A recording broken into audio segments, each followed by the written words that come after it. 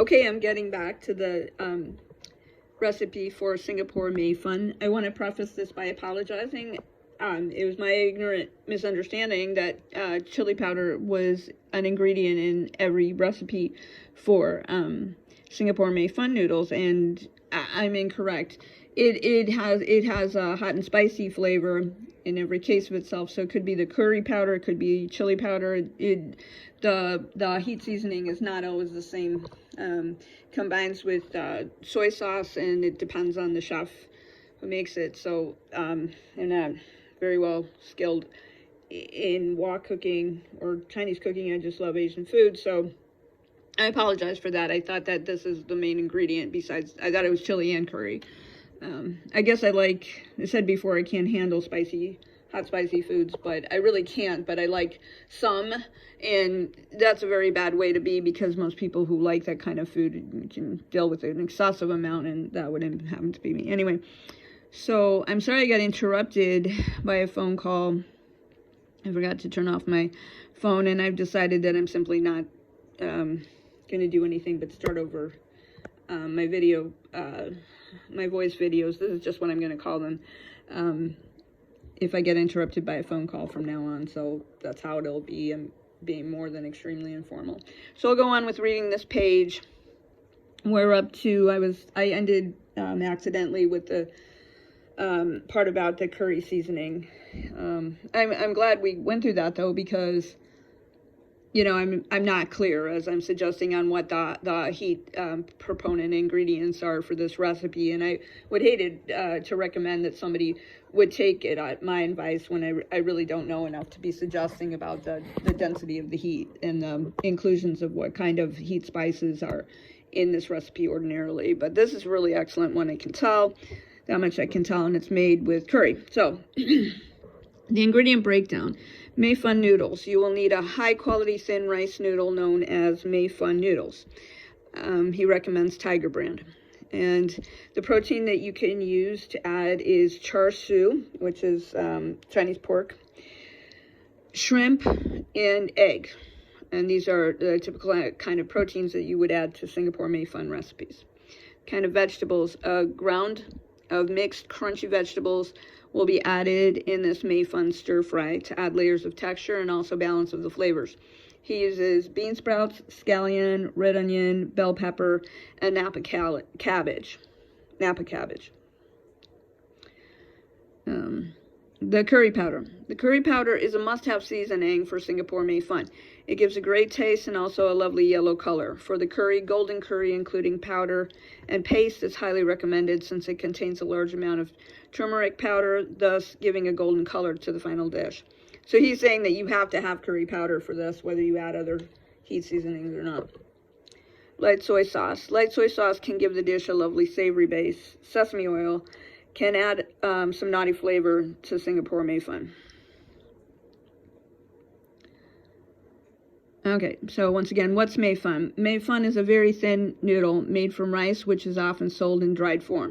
Sometimes it is also known as rice vermicelli or rice vermicelli noodles. It looks quite similar to some of the other types of glass noodles, such as mung bean noodles, but there are differences. There are many brands of Mai Fun in Asian cuisines. There are many brands of Mai Fun noodles available both in Asian grocery stores and online. Some popular brands include Three Ladies brand rice vermicelli, A Taste of Thai rice noodles, A Taste of Thai, and other Tiger brands. You can choose any type, but you need to follow the instructions on the package and prepare your Mai Fun accordingly.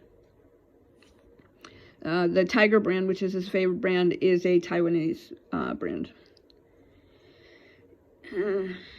So then he adds a note, a substitution for char siu. Instead of char siu, if you cannot find any store version of char siu and are interested in making some at home, you can replace it with Chinese sausage or bacon.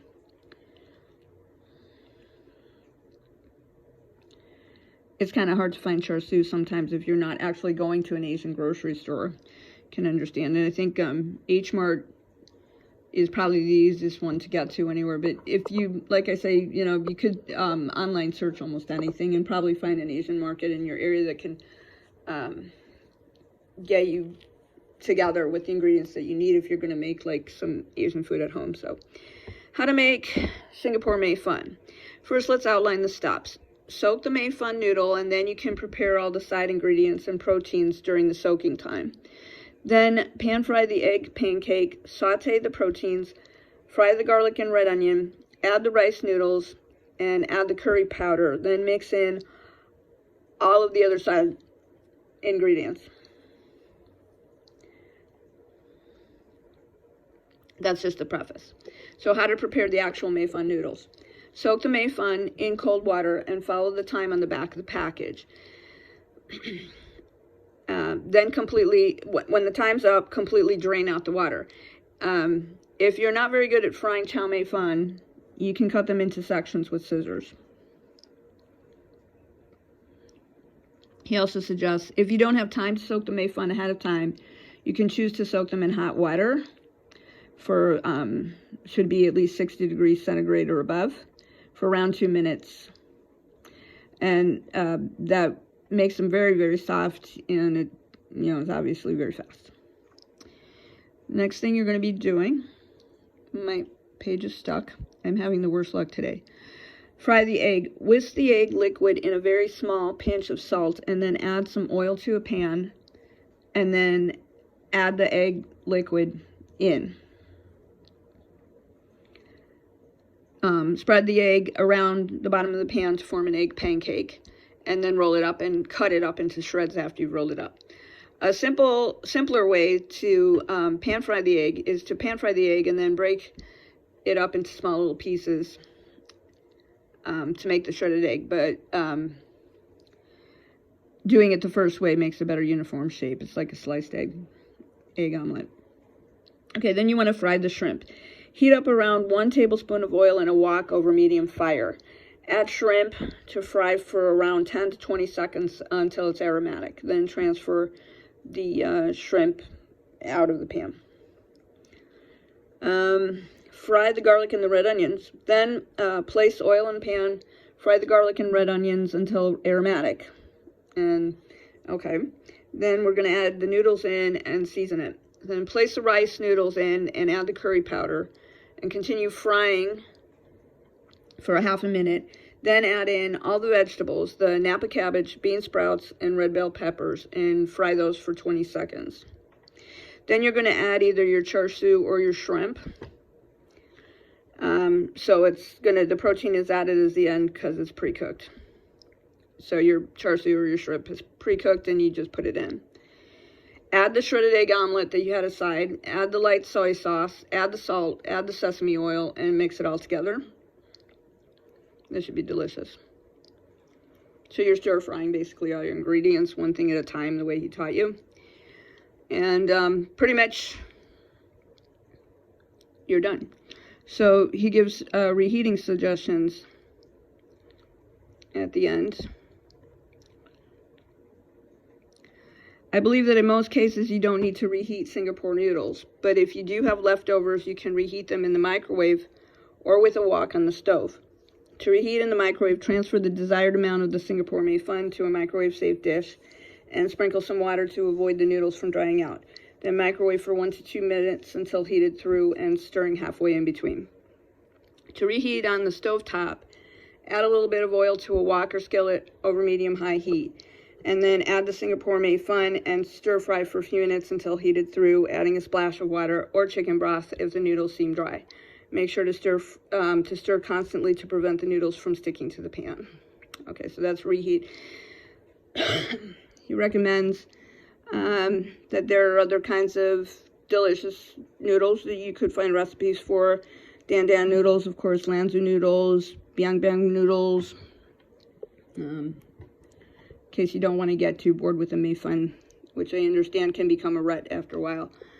Noodles can be, Asian noodles like Italian pasta can become a real rut. You have to sometimes just decide to look at a different, kind of grain pasta noodle or something, or pasta, or go different ethnicity to feel good about what it is that you once loved more than anything else, and now you change your mind and because it got, too much of the same thing. But that's a good way of always loving your noodles, right? Okay, so here's the actual recipe, start to finish. with in more formal presentation. I thought that was all very good advice, so I wanted to read his, parts of his article on it. Let me take a breath for a minute. I forgot to mention that I'm also asthmatic. I apologize. So actually, this is a very good activity for me because, believe it or not, it helps me get over my stigmata, over the problem that I have with being asthmatic. Okay, Singapore, I'm just sure everybody wanted to know that, but now you do. Singapore Mai Fun. Homemade Singapore Mai Fun stir-fried thin noodles with pork, shrimp, peppers, and Chinese cabbage. It's, and the prep time is about 30 minutes. The cook time is about 10. Total time is about 40 minutes. This is for 2 servings. It's 560 calories per serving. Oh, and I'm sorry. I thought this was a male chef, and this is a female chef. The author's name is Elaine. I apologize. I'm really sorry. This website seems to have such a strong personality. Every time I get the emails and subscriptions, everything is so determined. For some reason, I took it for granted all this time as a male chef because I barely have enough time just to look at some recipes and then subscribe to. I don't know. Gosh, I can't even say. It's a ridiculous amount of recipe websites. I just love reading food, looking at menus, restaurants, everything about food, but cooking, of course. Okay, so here we go. I'm going to finish this start to finish without more interruptions. The ingredients again: 100 grams rice noodles, 8 whole shrimp peeled and deveined, 2 eggs, a half cup of shredded Napa cabbage, a half cup of shredded red onion, a half cup of mung bean sprouts, 1 scallion or green onion cut into 2-inch sections, 1/4 bell pepper shredded, 1/3 cup Chinese char siu finely sliced or shredded, 1.5 tablespoons vegetable oil, 1 teaspoon golden curry powder. Stir-fry sauce. These are the ingredients for the stir-fry sauce coming up. 1 tablespoon cooking wine, half a tablespoon light soy sauce, half a tablespoon oyster sauce, 2 teaspoons sesame oil, 1 teaspoon sugar, and a small pinch of salt or salt as needed in the egg. Okay, now the instructions. Pre-soak the rice noodles for about 20 to 30 minutes until soft and then drain. If you're in a hurry, you can soak the Mai Fun noodle in hot water for 2 minutes and then drain completely, in either case. Then make the shredded egg, as we said before. Okay, my video is getting stuck. I'm really sorry. I'm having such technical difficulties today. Okay, make the shredded egg. Whisk egg with a small pinch of salt in a small bowl. Heat up around a half tablespoon of oil in a pan and make an omelet. Then shred the egg omelet onto your cutting board after cooling down slightly. And my page jumped. I'm sorry. Slice out the ingredients and mix the stir-fry sauce in a small bowl. And then fry the shrimp. Heat up around 1 tablespoon of oil in a wok over a medium fire. Add shrimp to fry for about 10 to 20 seconds until aromatic, and then transfer those out. Then you make the chow Mai Fun. That's if you're not using char siu that's already prepared for you. It's made, it's cooked, it's chopped. So otherwise, you're doing shrimp instead.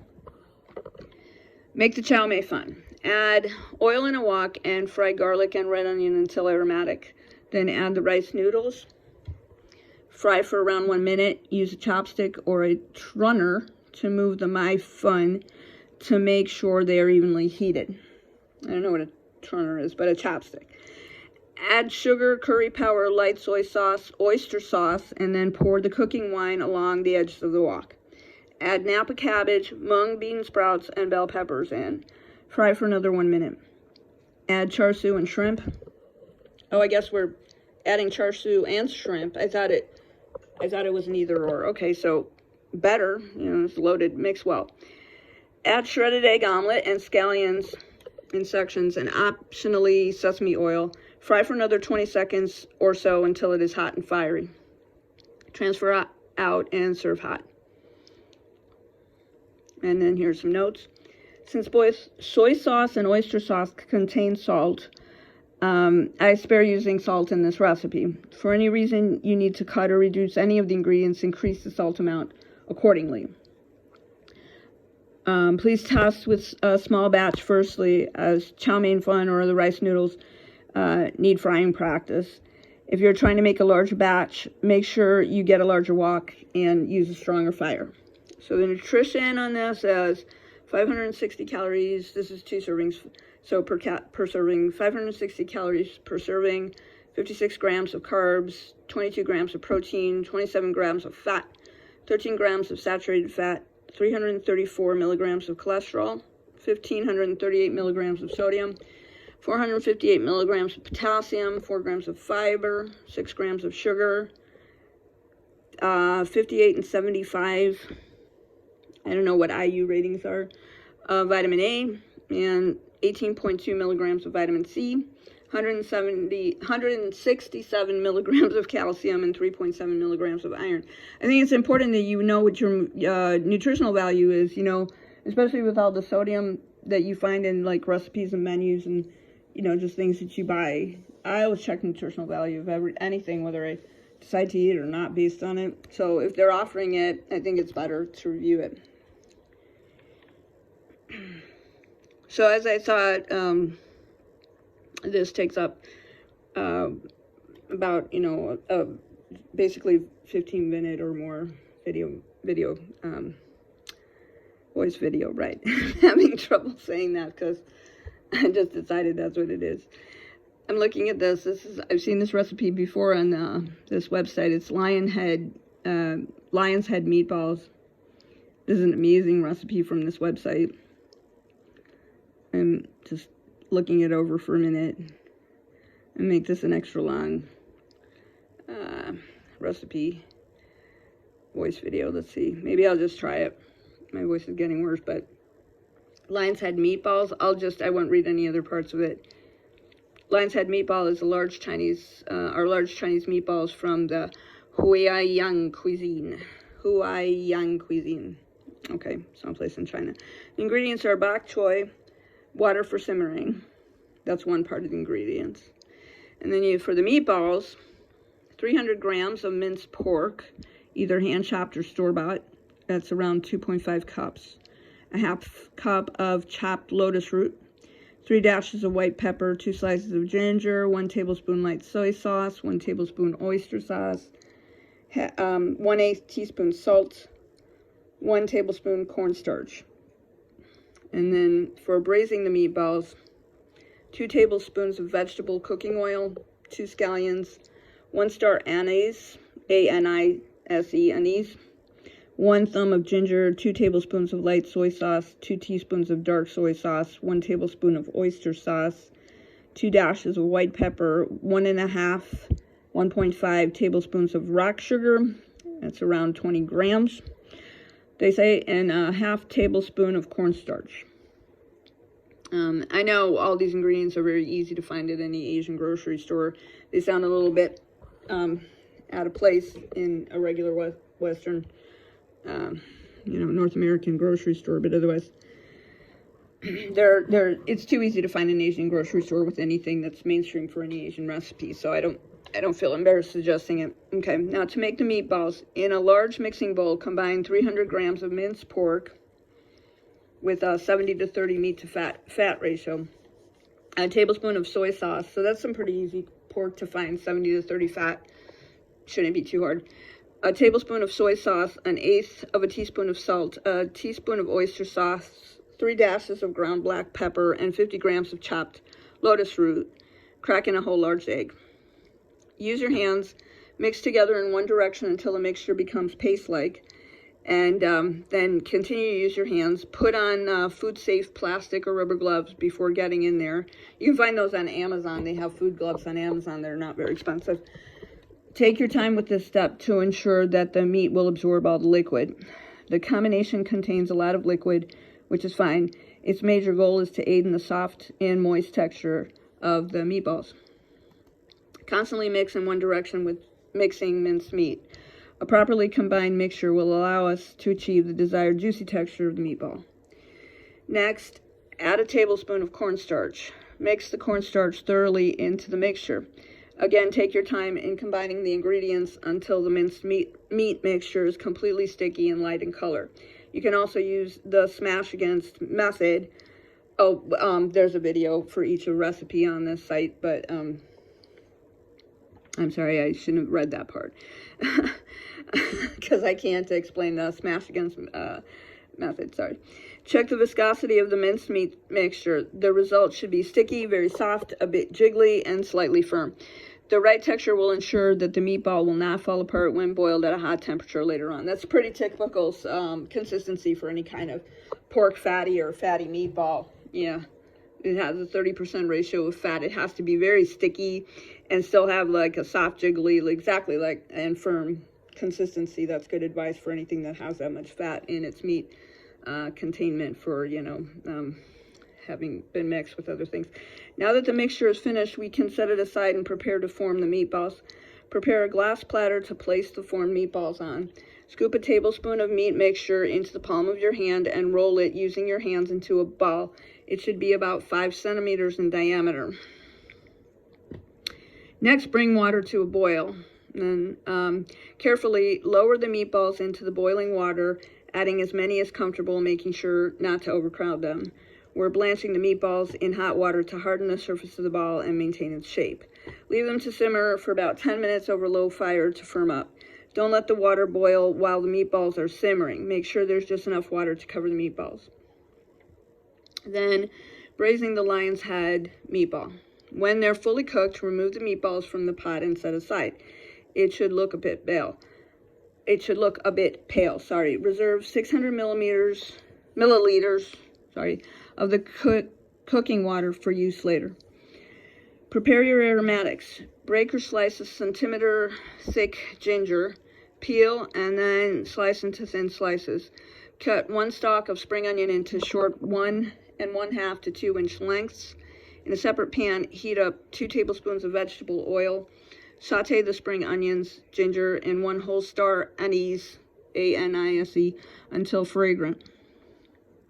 Add in all of the 600 milliliter reserved cooking water, 2 tablespoons of soy sauce, and 2 teaspoons of dark soy sauce, 1/8 of a teaspoon of salt, a tablespoon of oyster sauce, 2 dashes of ground black pepper, and 20 grams of rock sugar.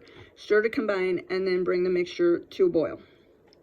This is the finishing step to lock in our flavor. Then place the meatballs in, simmer for around 20 minutes until 4/5 of the sauce is gone. Assemble then the meatballs.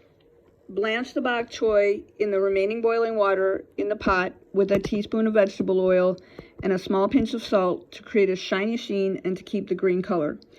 Once all of the sides have browned up nicely and are well coated in the braising liquid, remove them to the serving plate. By this time, the sauce is already thickened and reduced by about 4/5 of the way. Place the cooked meatballs in a serving dish. Repeat the procedure to finish braising the rest of the meatballs in the sauce. Scoop out the aromatics, ginger, scallions, and star anise from the sauce. And then finally make the sauce. Prepare a cornstarch slurry by whisking together a tablespoon of cornstarch on cold water. Once dissolved, pour the mixture into the pan and stir. Excuse me. Continue to simmer until the sauce has reached your desired consistency. And she says, we want a thick enough sauce for serving the meatballs. To check, dip the back of the spoon into the sauce. If the sauce coats it perfectly, then the sauce is thick enough. Yeah, the sausage you're making has to stick to the meatballs. So, I don't dare elaborate anything because I'm not really excellent in cooking method, and I think everything just follows one thing to another. She's taking you from one step to the other as the meatballs are assembling with all the ingredients being added is, the progress of the story of the recipe.